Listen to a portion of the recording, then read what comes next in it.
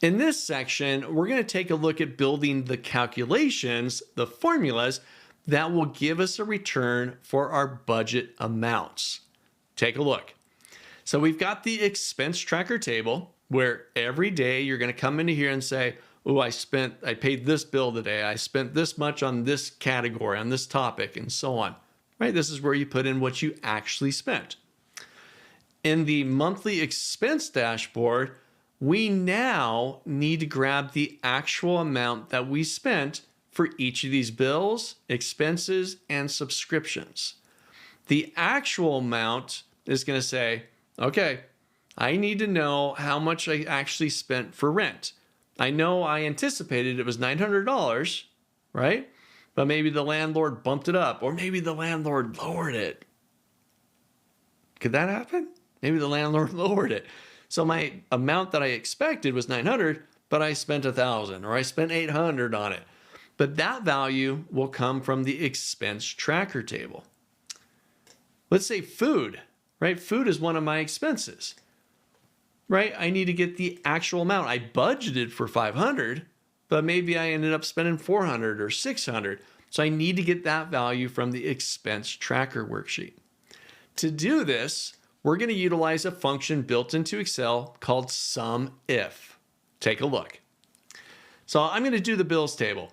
So I'm going to go to my first bill there, which is E14, and I'm going to say equals SUMIF, and I'll open up a parentheses. Now the SUMIF function has 3 bits of information that it needs in order to perform this calculation. Now it's an if. I want to sum if this is true. I want to sum up the amount column from the expense tracker worksheet if the bill is rent. And then I want to do that for each of these. If it's water, sum it up. If it's garbage, sum it up, and so on. So here's my first one. Equals SUMIF, open parentheses. The first thing it wants to know is the range.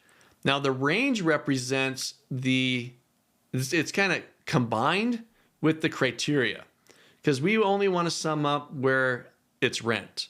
So the first thing we're going to specify the range. I'm going to go to my expense tracker and I'm going to grab this column right here, the expense column. Let's get all of that. So from B4 all the way down to your last empty cell right above total. And let's grab that column. That's the range that I want to look at. Now I'm going to do a comma. The next thing it wants to know is the criteria.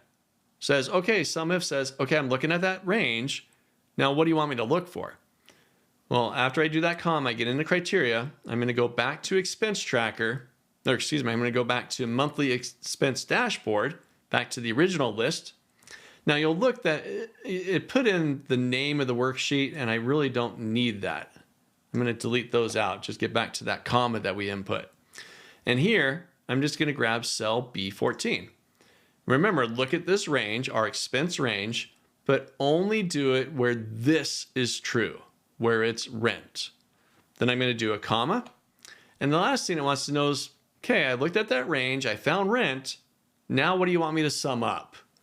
So back to expense tracker, and I'm going to grab the entire amount column from that D4 cell all the way down to that last empty cell.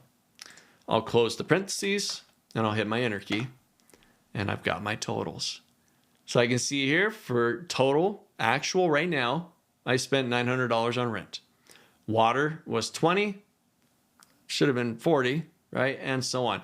29 for garbage, 20 for gas, 80 for internet. Ooh, that went up on me, and so on, right? But it's looking at a range, matching if it finds one of these values here, and then we inform it which column to sum based on that criteria.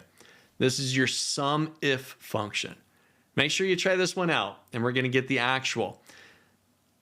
And here's a little task for you, right? Make sure you also do it for the expenses and do it for the subscriptions. Right now, I've put the value in there for the subscriptions, but I'm going to delete those out. Those amounts should be captured back here, like Netflix, Disney, and whatever else you got. So let's use the SUMIF and let's sum up those values based on the criteria. If you haven't used the SUMIF before, right? You can rewind the video. You can take a look at the process there. Build that formula out. 3 little things. What's the range? What's the criteria? And what's the sum range? Try it out.